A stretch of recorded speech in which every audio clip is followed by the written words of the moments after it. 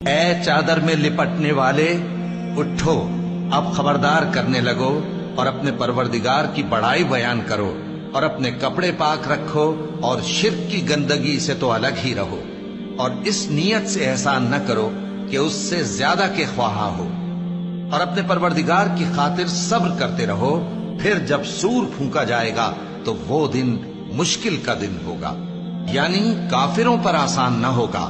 مجھے اس شخص سے سمجھ لینے دو جس کو میں نے اکیلا پیدا کیا اور میں نے اس کو بہت سا مال دیا اور ہر وقت حاضر رہنے والے بیٹے دیے اور اس کو ہر طرح کے سامان میں وسعت دی، پھر بھی لالچ رکھتا ہے کہ میں اسے اور زیادہ دوں۔ ایسا ہرگز نہیں ہوگا، یہ ہماری آیتوں کا بڑا مخالف رہا ہے۔